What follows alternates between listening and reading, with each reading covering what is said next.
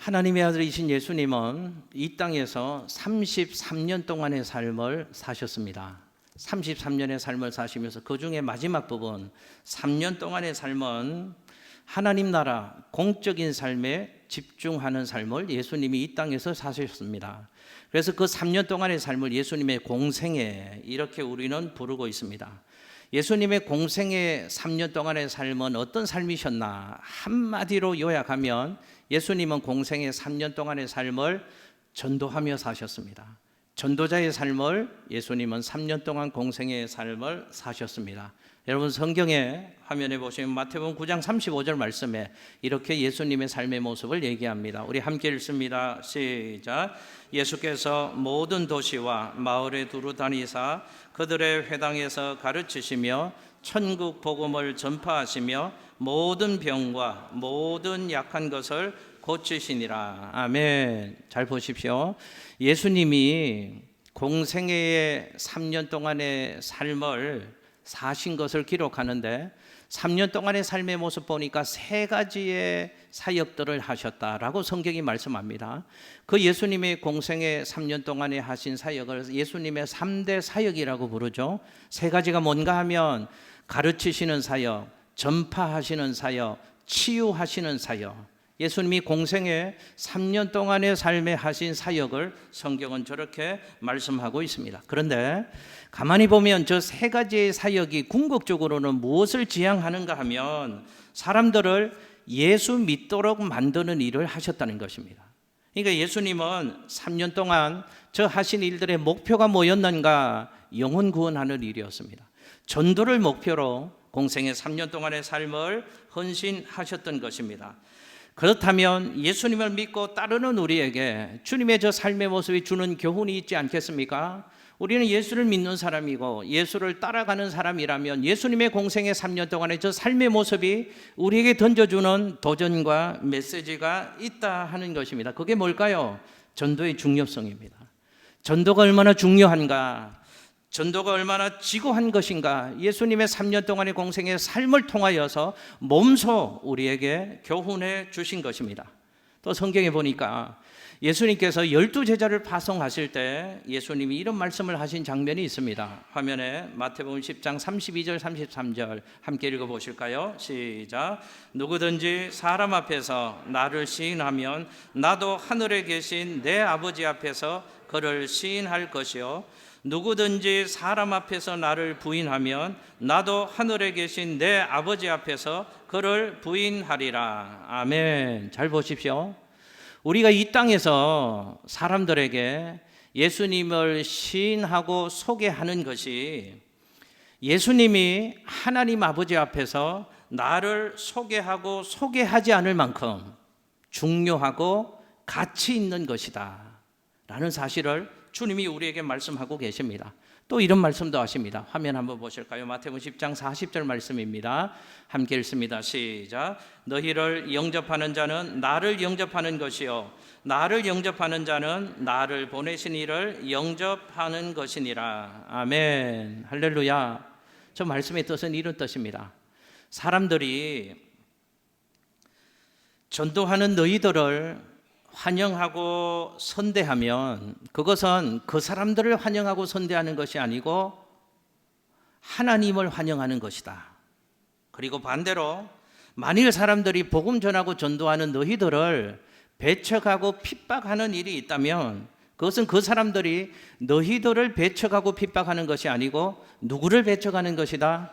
예수 그리스도를 배척하는 것이다 라고까지 주님이 말씀하시는 것입니다. 그러니까 주님이 지금 무슨 말씀하는가 하면 전도에 있어서 전도하는 사람과 하나님을 동일시 여길 만큼 전도와 전도자를 아주 중요하게 주님이 말씀하신다는 것입니다. 보십시오. 성경은 지금 우리에게 이런 말씀을 주시는 것입니다. 전도하는 것이 얼마나 소중한 것인가? 전도하는 것이 얼마나 아름다운 일인가? 전도하는 것이 얼마나 영광스럽고 가치 있고 의미 있고 소중한 것인가를 주님은 성경의 여러 말씀을 통해서 예수를 따르는 우리에게 교훈해 주고 있다는 것이죠. 여러분 제가 우리 성도님들에게 한번 여쭤보고 싶습니다. 진짜로 좀 여쭤보고 싶습니다. 주님은 전도를 이렇게 귀하게 생각하시고 이렇게 강조하고 계시는데 여러분들은 어떠십니까? 너는 교회 다니면서 전도하면 또 목사님 저런 얘기하시는구나. 또 어느 누군가는 감동받아서 하는 사람이 있겠지. 그저 전도를 나와는 상관없는 것쯤으로 생각하지 않으시는지요? 성경은 뭐라고 얘기하시나요? 우리는 성경대로 살아야 될 사람들이잖아요. 성경에는 뭐라고 얘기하는가 하면 우리에게 전도는 하나님을 대신하는 것이라고까지 말씀하고, 전도는 하나님을 받아들이느냐 받아들이지 않느냐를 결정하는 아주 중요한 수단이 전도다라고 우리에게 교훈하고 있습니다. 그러므로 전도는 하나님이 가장 기뻐하는 것이요. 아멘. 전도는 하나님이 가장 기뻐하는 것이요. 우리에게 가장 복된 일이요. 선택받은 사람만 특별하게 할 수 있는 일이, 가장 지고한 일이, 가장 아름다운 일이, 가장 고상한 일이 복음 전하는 일, 전도하는 일인 줄로 믿습니다. 제가 또 한번 여쭤봅니다. 그렇다면 우리도 전도해야 되지 않겠느냐 그 말입니다. 제가 우리 예배드리는 성도님들 중에 한 사람의 얘기를 잠깐 나누고 싶습니다. 성도님들의 얘기를 설교 강단에서 하는 것이 매우 조심스럽습니다. 그러나 좋은 일은 권면하고 우리도 도전받고 하나님께 영광이 돌리는 일이기에 잠깐 한 사람이 얘기를 나누겠습니다. 제가 말씀드린 이분은 이 일 때문에 너무 교만해지지도 마시고 너무 우쭐하지도 마시고 주신 은혜 감사하면서 더 아름다운 삶을 사셨으면 좋겠습니다. 목사님 누구 얘기를 하려고 저렇게 뜸을 들이시나? 정재훈 집사님 얘기를 제가 잠깐 하려고 합니다.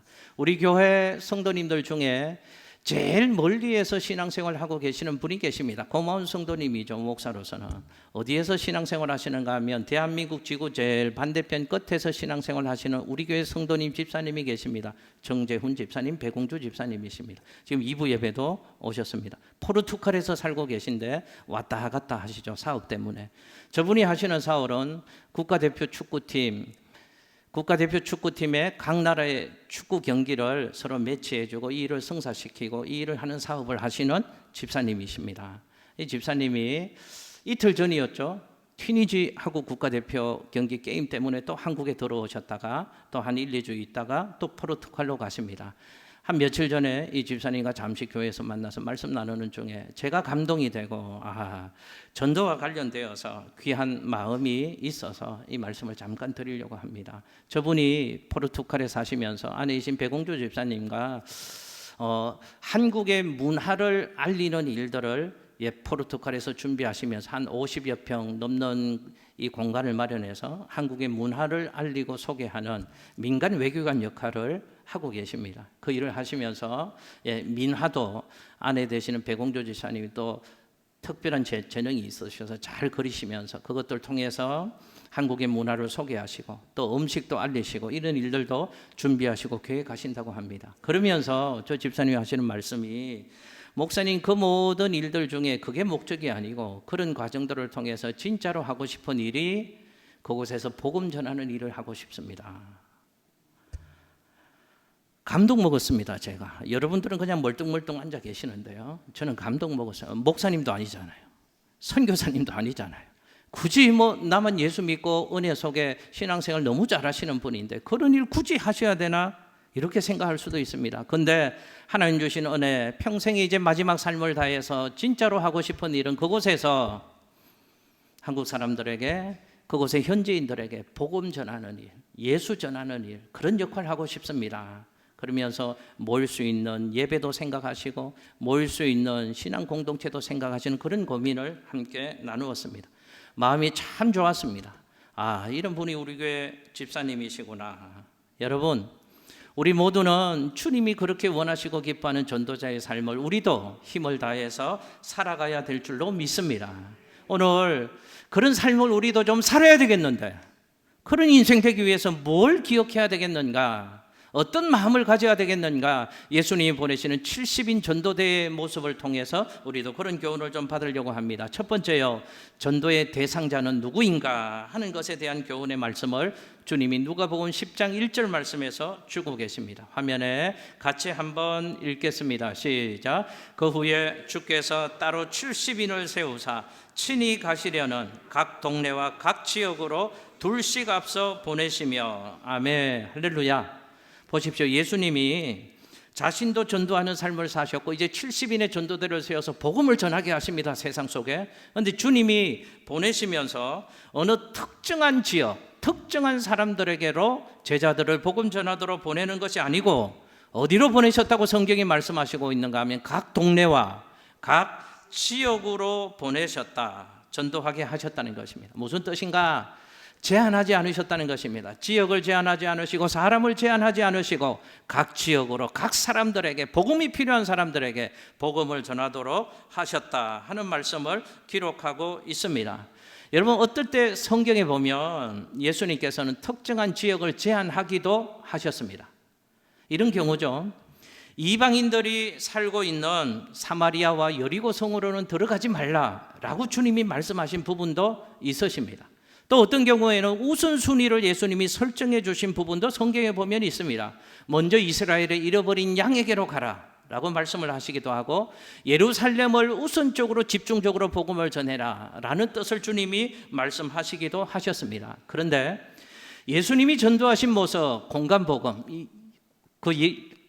일생 예수님의 삶을 기록한 마태복음, 마가복음, 누가복음, 공간복음에 보면 예수님의 전도 사역을 성경이 설명할 때마다 꼭 예수님의 그 사역과 함께 따라다니는 수식어가 있습니다. 무슨 수식어가 하면 두루 다닐세라는 수식어가 예수님의 사역의 현장마다 꼭 따라붙는 수식어입니다.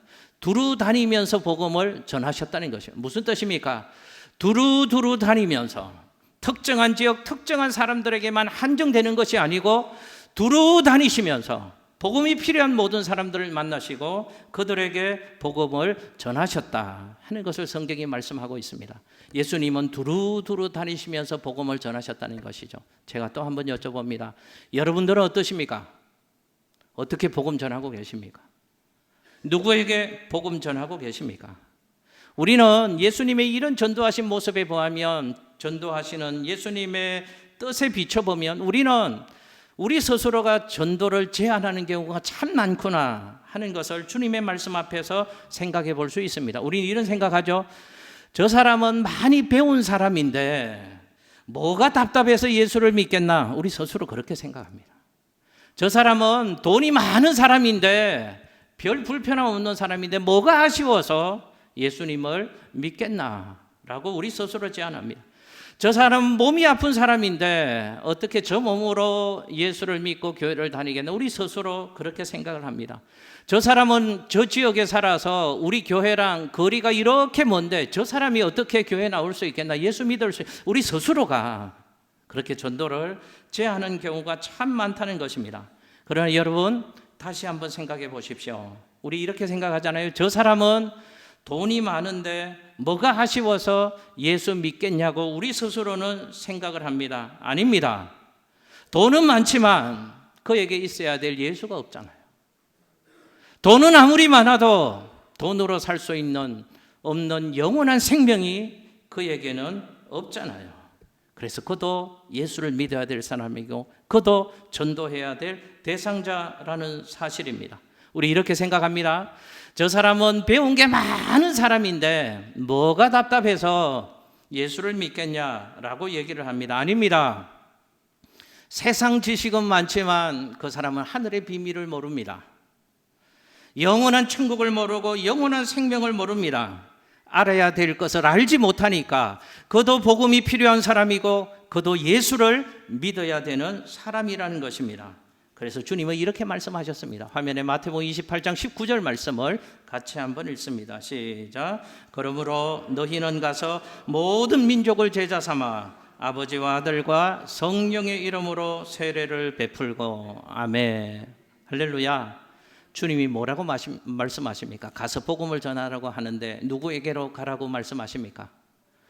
누구는 되고 누구는 안 되고, 돈 많은 사람은 아쉬운 게 없으니까 그거는 제외하고, 많이 배운 사람도 답답한 게 없으니까 그거는 제외하고, 아픈 사람은 나오기 힘드니까 그것도 제외하고, 성질이 싸납고 고약한 사람은 무서우니까 그것도 제외하고, 그리고 남는 사람에게 복음 전해라.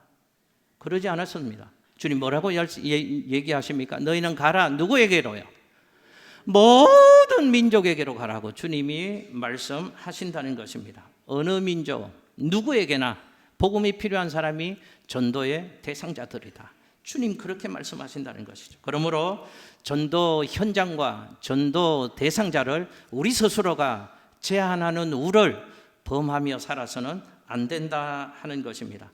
예수 없는 사람들, 복음이 필요한 사람들, 그들이 우리가 복음 전해야 될 선교지고 전도 대상자들입니다. 구체적으로 제가 말씀드려 볼까요? 직장에서 매일 만나고 인사하고 커피 나누시는 분들 계시죠? 그분이 복음을 들어야 될 분들입니다.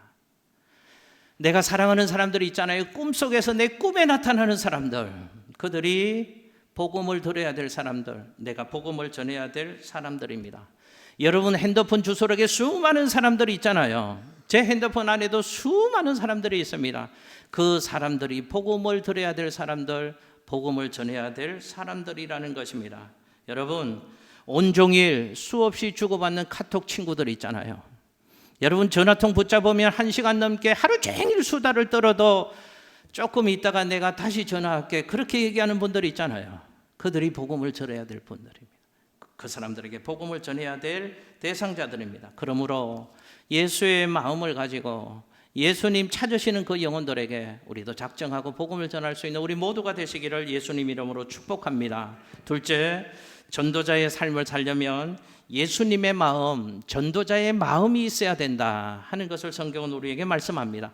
여러분 화면에 누가복음 10장 3절 말씀을 같이 한번 읽어보실게요. 함께 읽습니다. 시작. 갈지어다 내가 너희를 보냄이 어린 양을 이리 가운데로 보냄과 같도다. 아멘. 보십시오. 예수님이 이제 70문도 전도대를 복음 들고 세상으로 보내시는 장면인데, 그 제자들을 보시고 뭐라고 부르시는가 하면 어린 양이라고 부르십니다. 왜 예수님이 복음 전하는 제자들, 세상으로 복음 들고 나가는 제자들을 향해서 어린 양이라고 불렀을까요? 그들이 예수님 목자 없이 세상 속으로 나가니까 목자 없는 제자들의 모습을 보고 예수님은 어린 양이라고 불렀습니다. 어린 양의 연약함을 주님은 아시고 긍휼한 마음으로 제자들을 보내셨다 하는 것을 성경이 얘기하고 있는 것이죠.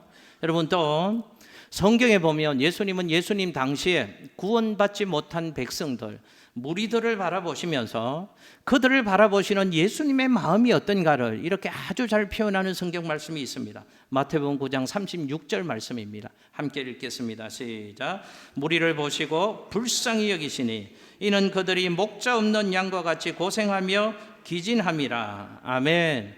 구원받지 못한 무리들 백성들을 보시고 예수님이 어떤 마음을 가지셨다고요? 무리를 보시고 불쌍히 여기시는 마음이 예수님의 마음이었다고 성경은 얘기합니다.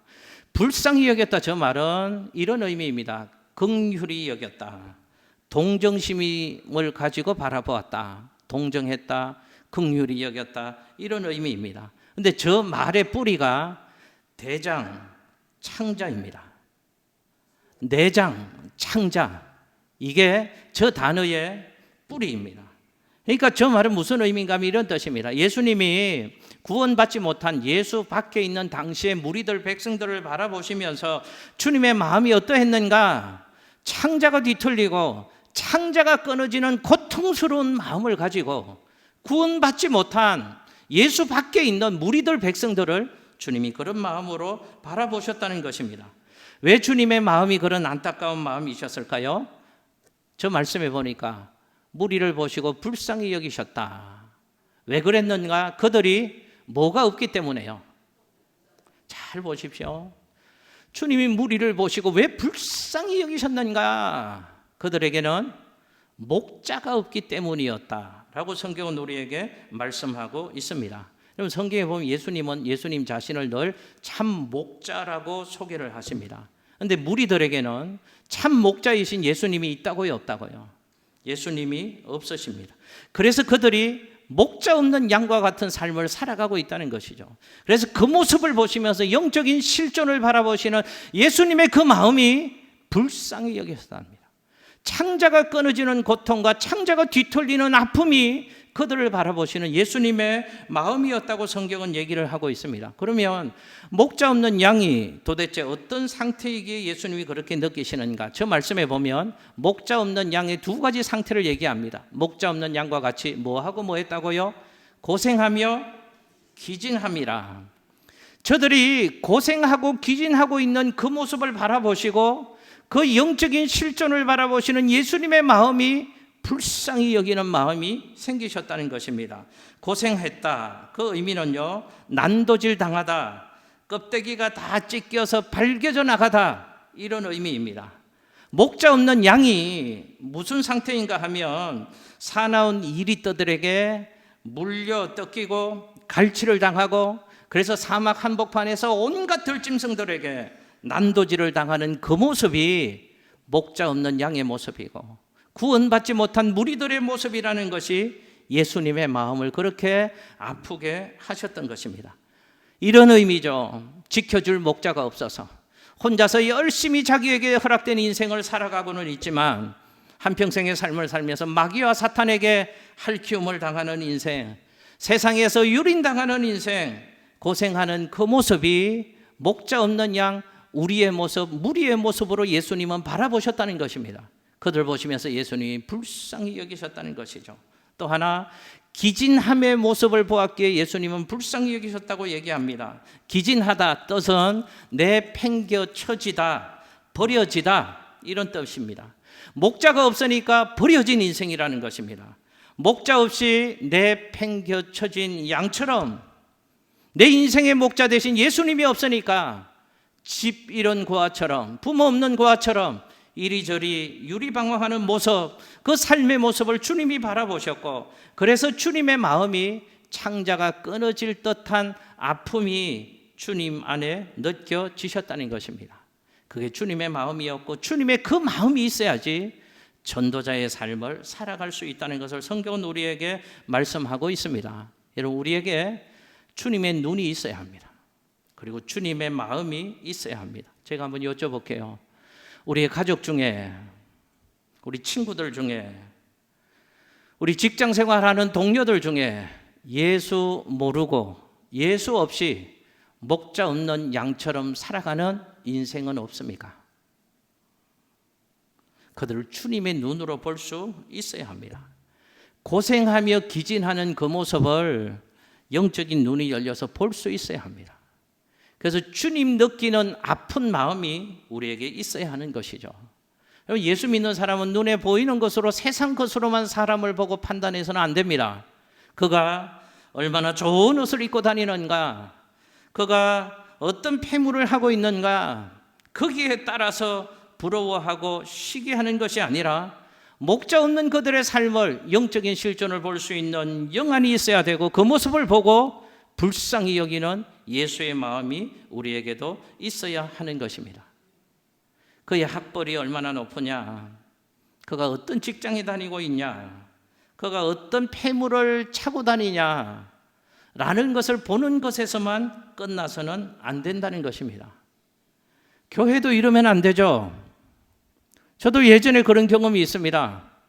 목사님, 새로 오신 분 고급차 외제차 타고 왔습니다.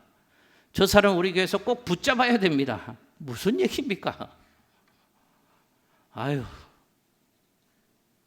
그런 사람은 붙잡고, 연세 많이 드시고 남루한 복장으로 교회 오시는 분은 안 붙잡아도 된다는 의미처럼 제게 들려져서 너무 마음이 좋지 않았습니다. 아니요, 그런 것으로 사람을 판단하고 평가하고 그런 것으로 사람을 대해서는 안 된다는 것이죠.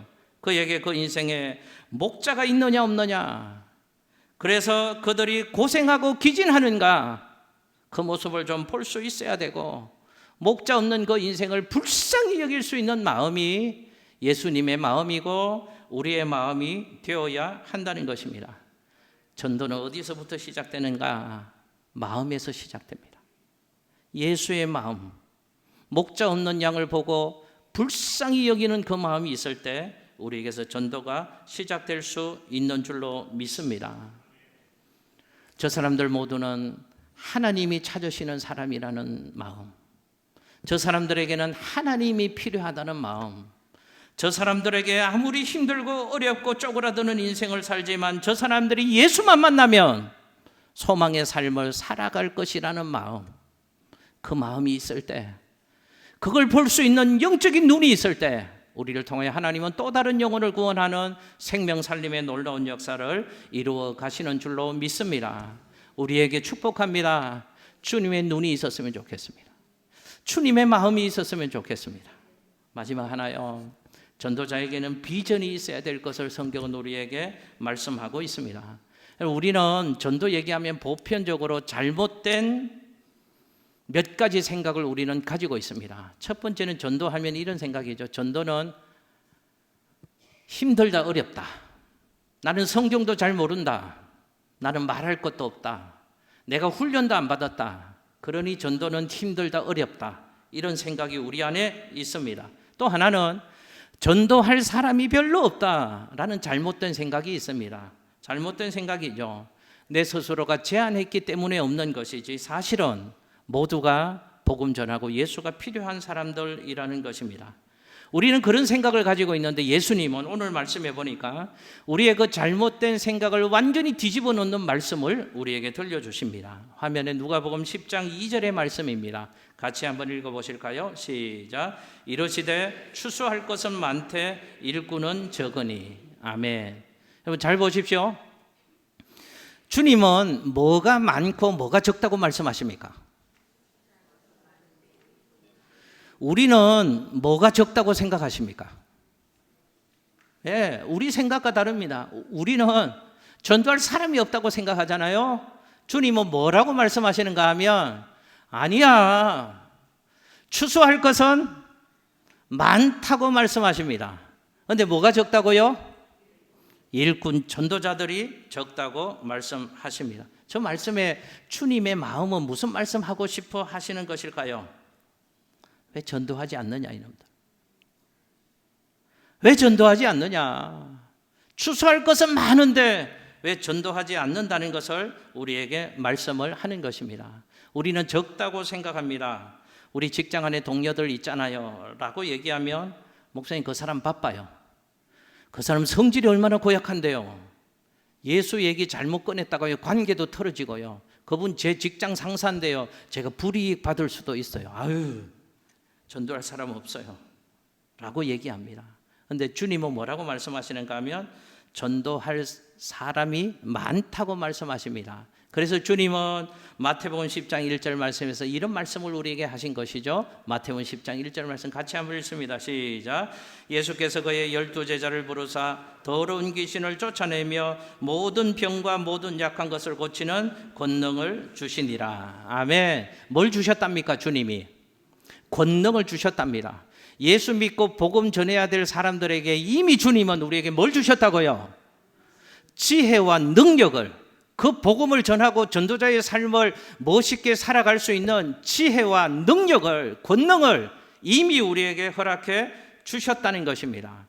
그러니 할 수 없다고 말하지 말고 주님 주신 능력을 힘입고 그 능력으로 복음 전하는 삶을 살아갈 것을 주님은 우리에게 말씀하고 있는 것입니다.